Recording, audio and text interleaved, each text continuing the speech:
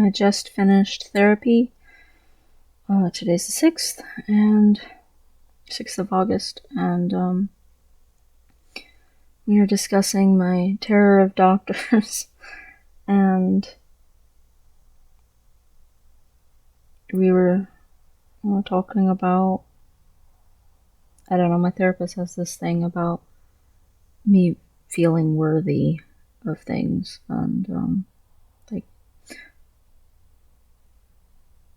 I've always felt my whole life that I was the least important person in my life, and I don't want that to be true anymore. That's, part of the whole coming to accept myself as I truly am, which is trans, and part of being transgender is accepting that you deserve to be you, and that's part of it, but also part of it is just that she always says, you're worthy because of how I grew up, and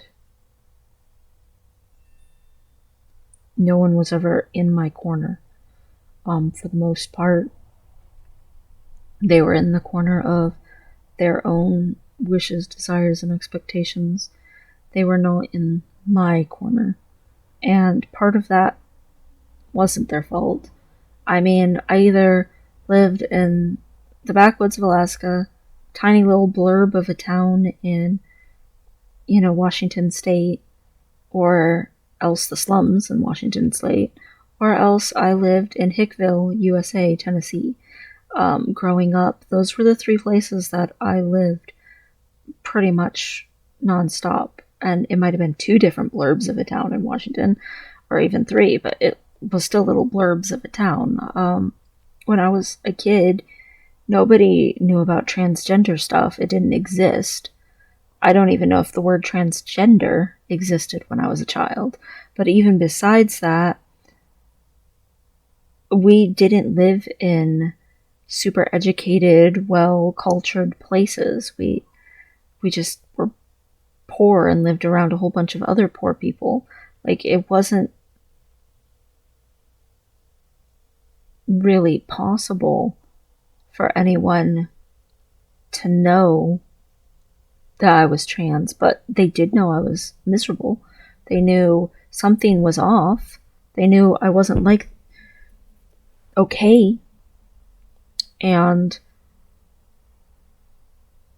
sometimes they tried to do something about that and just assumed that they knew it was wrong. And sometimes they just genuinely, I don't know, maybe they were exhausted because I was miserable all the time. And it's hard to constantly have to keep up patience. Maybe they just knew they wouldn't agree with it religiously or whatever. I don't know all of the ins and outs of it. I just know no one was ever in my corner when it came to me being me. And once I was 19 and I came out as a lesbian, there was a whole lot of upsetness about that, even though I had been attracted to girls my entire life. Like, everyone acted like it was this big, horrifying thing when it shouldn't have been a shock to anyone. And then later, I basically didn't even tell anyone I was non-binary. I just sort of let them come across the information as they came across it. I didn't have a big coming out thing or anything like that, because I didn't want to go through what happened when I was a lesbian again, and honestly, I couldn't deal with it. I feel like someone wouldn't believe me, that it genuinely never occurred to me, despite all my years being gay and part of the LGBT plus community, despite me having volunteered with trans people before, and literally it did not occur to me that that could happen to me, that could be me. I used to, we were re-watching some old Grey's Anatomy episodes because my spouse loves Grey's Anatomy. It's not my favorite show, but it's her favorite show. She loves that show. Literally seen like all 16 seasons at least 13 times. Like it's ridiculous. She loves that show. I it was on in the background while I was, gaming, and there was the episode with Bex in it, and she's intersex, and it made me very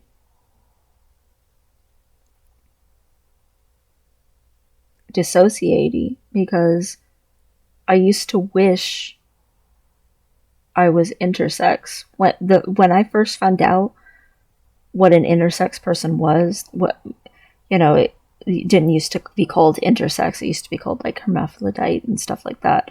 But, like when I first discovered that was possible, that someone could have both sex organs and later in life choose to be, one of the genders and maybe get sex reassignment surgery and stuff like that, I used to wish I was intersex. Like, as soon as I found out what it was, I wished I was, and I felt brokenhearted that wasn't possible for me. And it never once, not once, occurred to me you could just be a boy without having, like, internal testicles hidden away inside of you somewhere or something. You could just be a boy anyway, and that just never ever occurred to me. I grew up with so much religious rigidity and ignorance, outright ignorance, and even combative againstness against knowledge. Like, I was raised how to argue against things like evolution or science in general. I was raised that,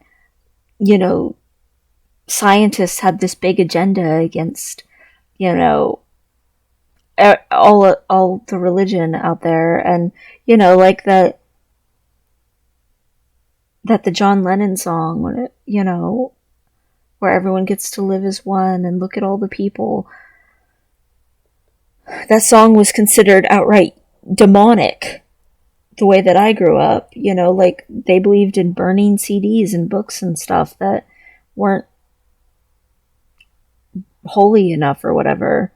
I mean, it was not okay to be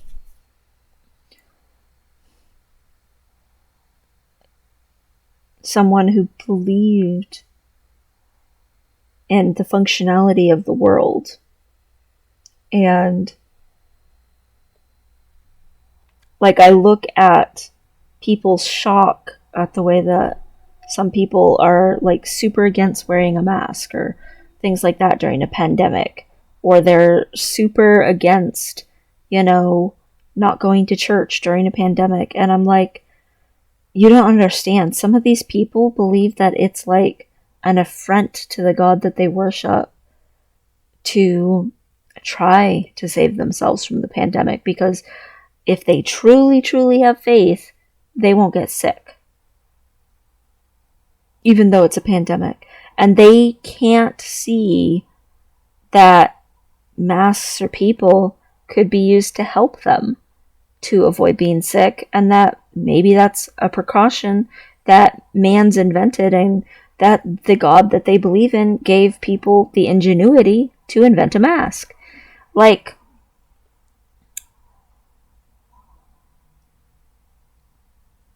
you put on an oven mitt because a thing is hot and your skin is not ready for touching something hot.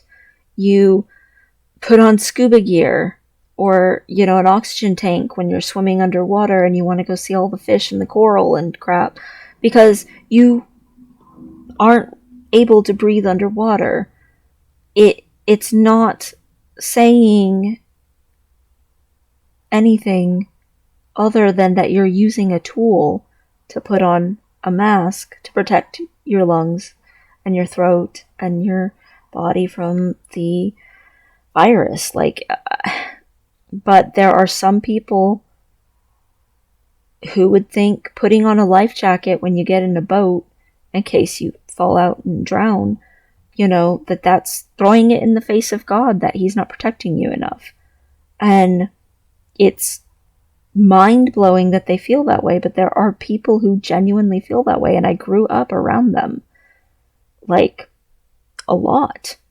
It's like that story of the little guy who's sitting on top of his roof and everything's flooded, and he's like, "Dear God, please send me, rescue out of this situation. Take me from this flood." And then someone comes by in a boat, and they're like, "Hey, get in here." And he's like, "No, God's gonna rescue me." And the guy's like, "Oh, okay." And then, he's like, "God, rescue me from this flood." So then someone comes by in a helicopter, and they're like, "Dude, climb this ladder. Get up here. We'll save you." And he's like, No, God will save me." And it's like, can't God have been sending people to save you the whole time? It doesn't have to be that dramatic. Can't it just be you're wearing a mask so that you don't spread a disease to other people around you because you're already sick? Can't it just be that? Like, do you wear a seatbelt? Do you,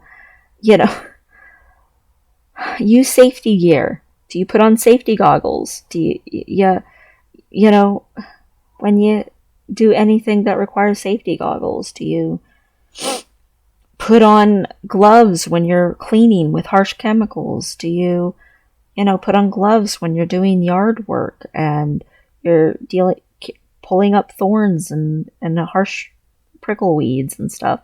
Like, it's the same concept.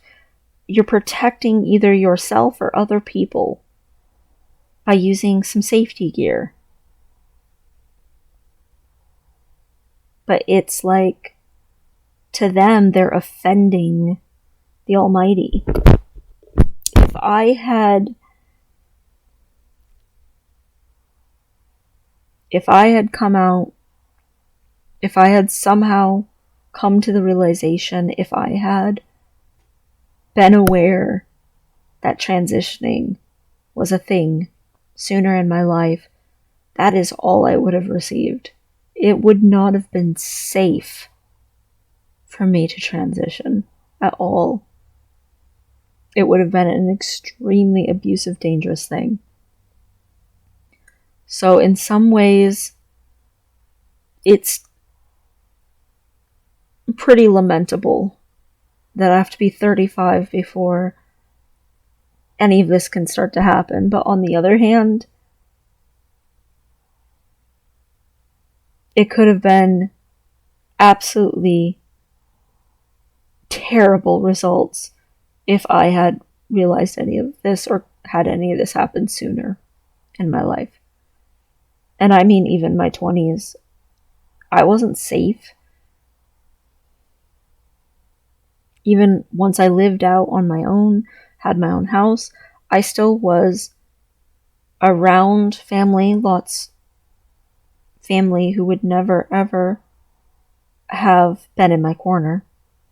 I have a couple of family members who'd be in my corner, and then the rest would not. I have a freaking, history of jobs where they would definitely not have been supportive. I was volunteering for most of the time in the Children's Foundation, and I mean, that would just flat out not have been acceptable at all. There was no safety. And that's what my therapist was saying. Was that I'm worthy of having some safety now. My spouse still gets triggered from my masculinity, and she's trying to work on that and deal with that, and I'm trying to not feel guilt because I'm not actually doing anything wrong. And logically I know that, but I still feel bad that she feels triggered by me even though the reason she's triggered is because of other bad men. Terrible, horrible men. It's not my fault that those men did things to her, but I'm still dealing with the repercussions of their behavior, and so is she. And it's devastating that. But even besides that, even though she is trying to work on it and be supportive and stuff, and I'm trying not to change my mindset about my transition or anything like that. I'm trying to focus on the future and on maybe having a few decades in my life be me and me happily male. Like, transitioning realistically, I might be 40 or 45 before it's done. I could even be 50. And that's hard to know. But at the same time, if I get into this trans system, you know, this is like a thing where maybe in the next year a lot of things could happen that I thought would take a lot longer than they might, because I thought waiting times. But if all of it's through the same place, the waiting times might not be atrocious, and that could be huge. Like, I thought I can't change my name anytime soon, but they have people to help with stuff like that. And I mean, just changing my name would be such a tremendously important, good thing for me. It would help me so freaking much. And a lot of people in my life are supportive of it, and then there's people who flat out are against it. And I have to deal with that. But I'm in a much safer situation now than I have ever been in.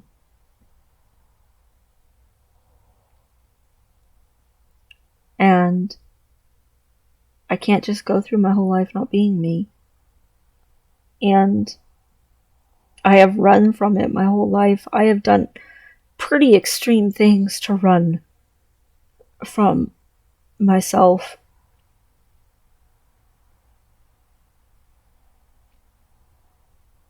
I don't want it to just only be that I'm no longer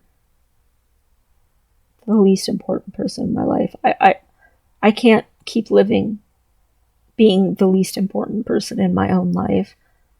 I want to be the central person in my own life. It's not just that I'm the furthest out and the least mattering. I'd like to actually be the important person in my own life, because it's my life. And that means confronting my fear of doctors and getting myself through and being courageous enough to do that. To not just panic. And that means being courageous enough to just be like, you know what? I can't live for other people. It's never worked. It just doesn't work.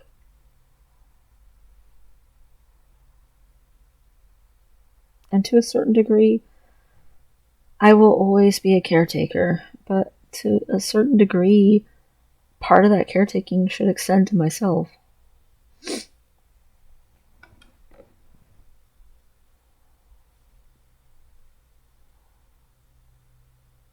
I feel like sometimes people think I'm exaggerating or that I'm hyperboling things.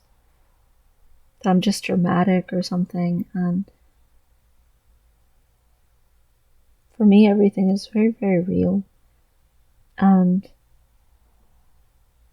I have witnesses to things, and that makes it more complicated for people who want to say I'm lying or hyperboling. Because my life is very ridiculous. But at the same time, I shouldn't need to defend myself.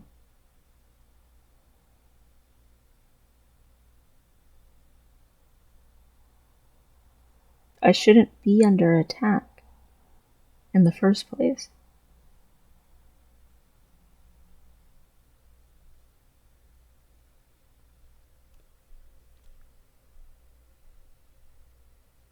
I do my very best to be as honest and good of a person as I know how to be, and that should be enough.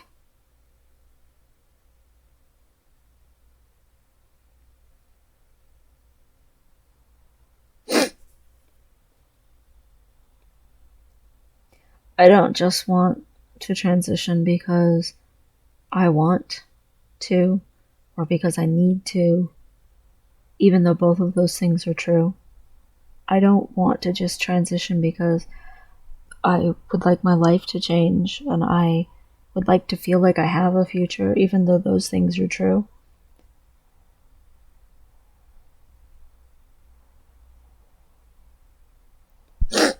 I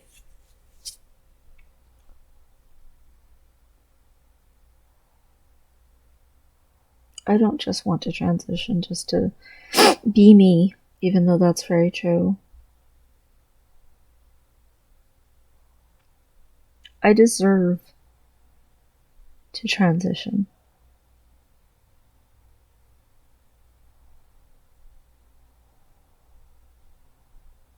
I have taken a lot of stress in my life and I have taken care of a lot of people in my life, and I have donated hours upon hours of my time. I have given back to society. I have saved lives, literally. I have tried to be upright and good. Been obsessed with being good. I've tried to be there for people in crisis situations and stuff. I have been very giving. I deserve to get something out of life myself.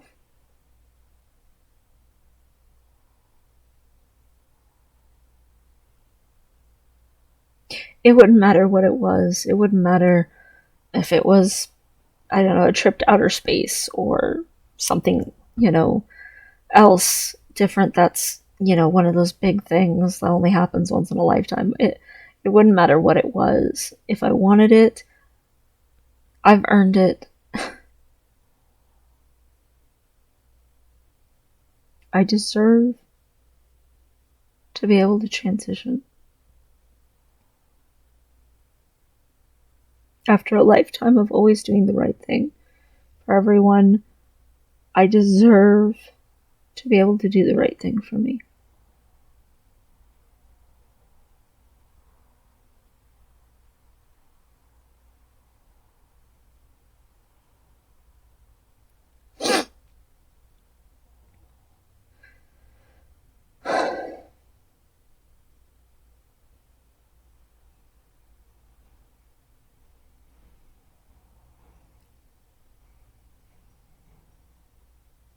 I probably shouldn't have pushed myself so soon, but because, I did the moving thing and didn't get in any exercise.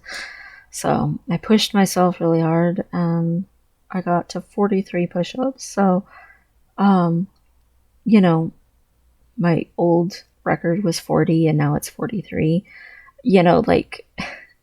That doesn't seem like much of an increase, but it is an increase, and maybe I should have waited longer so it'd be a bigger number, a bigger increase. But honestly, I'm kind of just relieved that I can still do 40 push-ups because I was worried that I'd lost a lot of muscle or something, during all of that. So I don't want to take steps backward. I want to take steps forward. I don't mind if the progress is slow as long as it is progress. But I don't know. I'm kind of to a point where I'm just like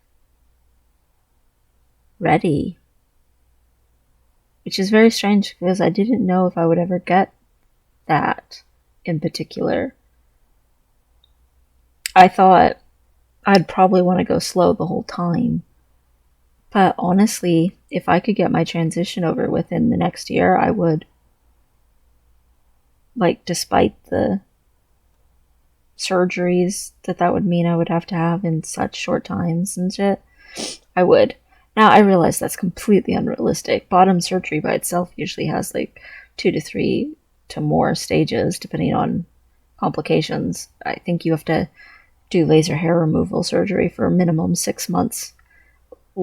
Usually recommended a year for your bottom surgery anyway. So realistically, that's not true and stuff. And I don't even know where I would want to get the laser hair removal or electrolysis, whichever, because I'm not sure where I would want to get the skin graft from. So I haven't gotten that far with decision making. But like in the next year, if I could get my name changed and my gender marker changed, even though in Alaska it only says amended on your birth certificate, it doesn't actually give you a birth certificate that's fully changed, which is irritating, but whatever. If I could get those things and I could get, testosterone done and who knows, maybe get started on like top surgery. Like that's a lot of stuff all by itself. Like that's a lot of transitioning all by itself. And do I actually think that's all going to happen in the next year? No. But it's nice to have goals. And if even, just the hysterectomy part of things got done and not top surgery or bottom surgery, but just that one surgery would be the biggest, most massive relief for me. I can't explain to anyone. You have no idea how much that would mean to me.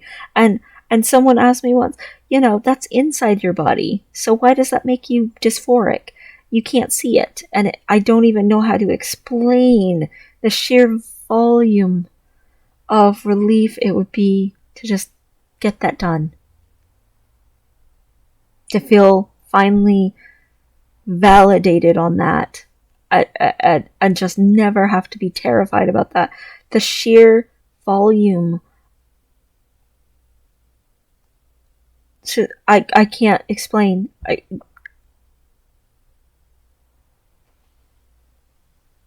For the rest of my life, to not have dysphoria about just one thing that has plagued me since I first hit puberty and got told I was turning into a woman.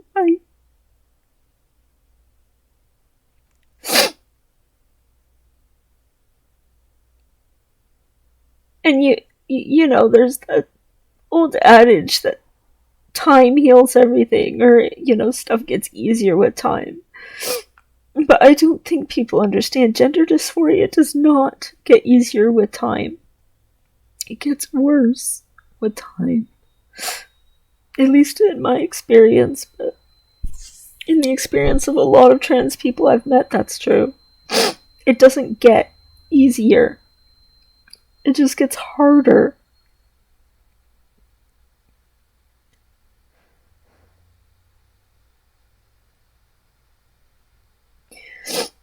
And maybe I won't get any surgeries in the next year because there's just not reasonable or whatever. But maybe I could get an Adam's apple in the next year. Maybe I could get some fat redistribution, and my voice will probably go deep. And I'll get really hairy. I mean, I'm already a fairly hairy person, but really hairy. And maybe, I don't know, maybe it would be possible to get my name changed. Even if maybe my gender marker couldn't be changed yet. At least my name could, maybe, in the next year. Despite how stupid it is to get your name changed in New York, if I had help with it, then maybe it'd be less frustrating or bad or whatever.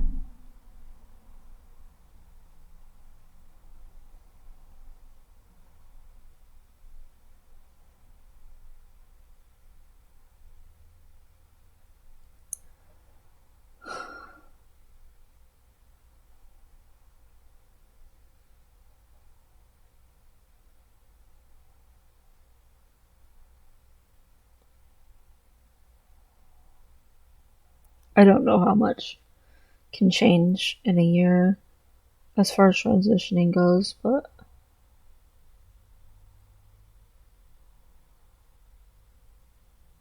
I'm to the point where I genuinely want as much of it that can happen to happen. I want to be on the other side of this, living a good life, living my life, just being a man with his family, living. I don't want it to drag out and take forever.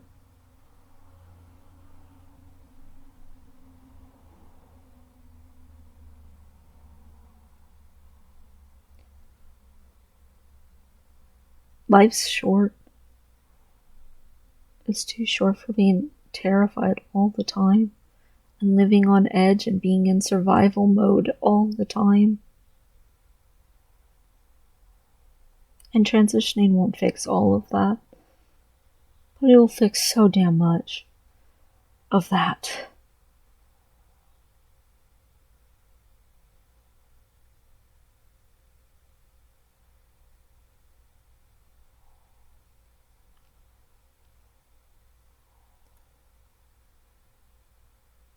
I want to be comfortable.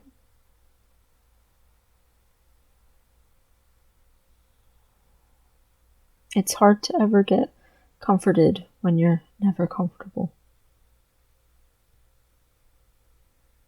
And I deserve to be comfortable.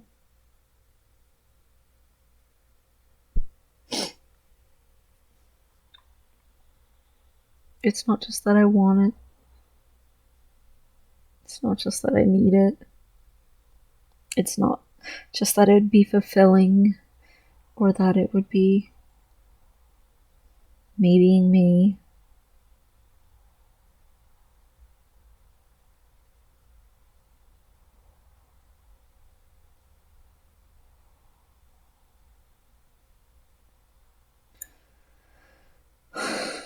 I would like it if in a few months I'm looking at these little videos looking for changes in myself physically. Because I've spent almost a full year looking for emotional and mental changes. And I'd like to add physical changes to that. And I mean, there was, again, I didn't start making these yet, but there was, when I grew out my body hair, and that was a very significant thing and an important thing for me. It meant a lot to me to not be shame doing anything like that to myself again. And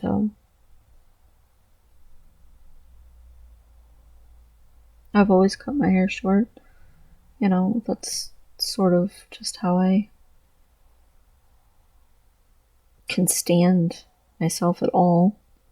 I can't handle my hair getting long. You don't want to see the kind of depression I get when my hair starts growing long. No one wants that.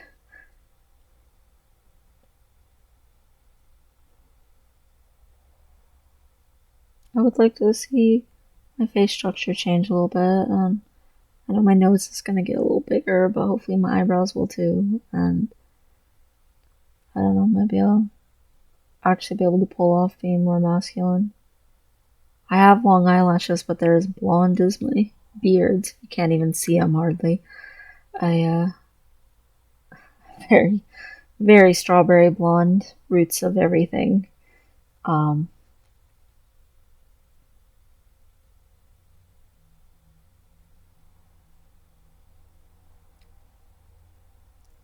I get an Adam's apple and my fat redistributes, even if I end up with like a crazy low voice, you know, it'll be worth it. I'm hoping it won't drop too crazy, but I mean, it might. I don't know. I've always had a more deep voice than other girls and stuff like that because I wasn't a girl, but at the same time, it's always been a thing.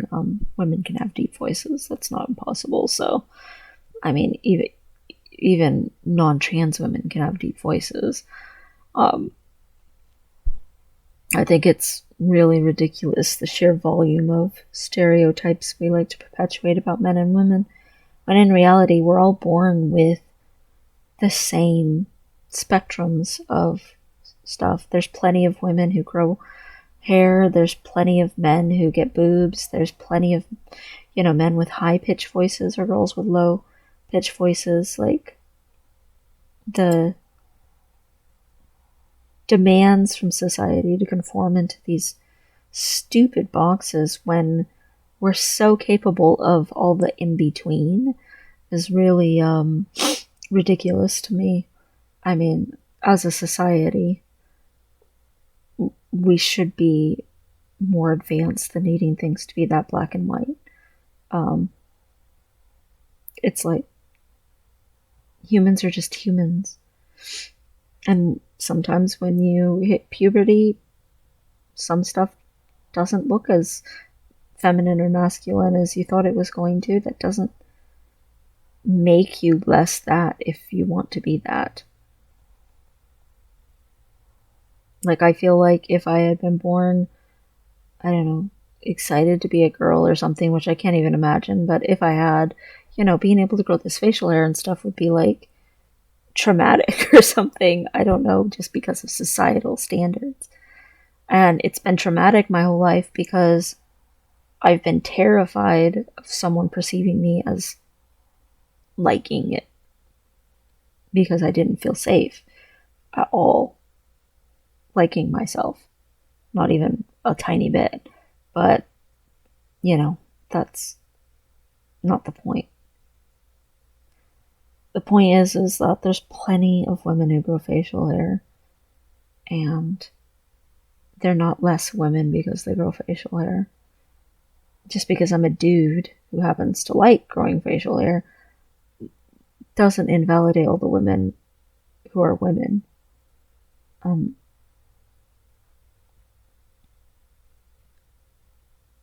I don't understand that. Society is very restrictive. It's very backwards, at least in the United States. Again, I would love the opportunity to live somewhere else and discover what progression feels like, but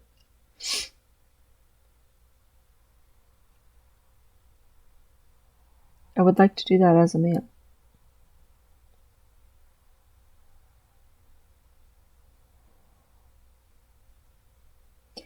I would like to become a man and then immigrate somewhere and not have to live in the United States where, yeah, I'll get made fun of for being a short guy, but I'll be a white straight guy, so I will be in a different category of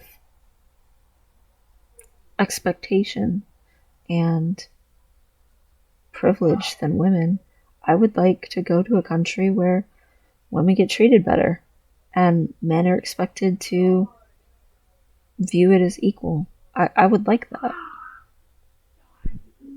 I'm sorry, there's some teenagers going past and they're being extremely loud and ridiculous on the walking path outside the window. Anyway, I would like to be a man who is a gentleman, but I would also like to be a man who's in a society where men are gentlemen, just in general, where women aren't downtrodden or expected to be like sexual property or whatever. I all of the things that happen that are so unequal, I would actually like that. I would like to be a man who's part of a society where that's the norm. The way that I want to treat women would be the norm.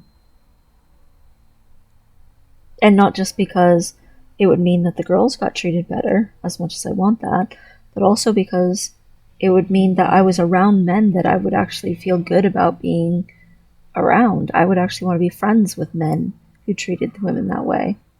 I would actually want to be, like, part of that society and feel proud of that community. In the United States, it feels like it's like I'm gonna be like this one guy trying to hold back a whole, hurricane of negativity from the men around me. And I'm gonna have to be this solid rock in the middle of a river of freaking patriarch society. That I'm always going to be trying to make up for the other guys around me. I would like to be in a society where the guys just universally kind of tend to agree that consent matters, that women aren't less than.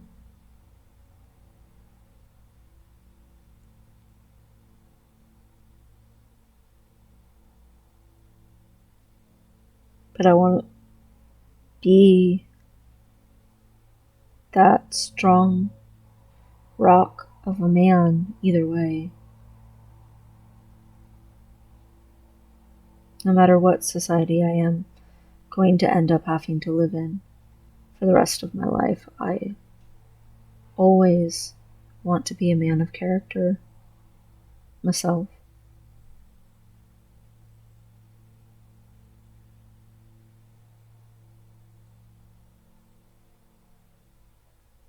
I deserve the opportunity to be a good man.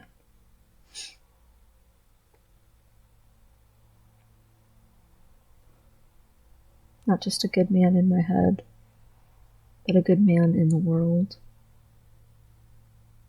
To be perceived by other people as a good man.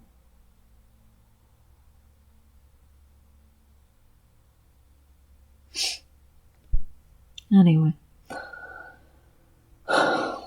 It's super noisy out, so I'm just gonna stop recording now.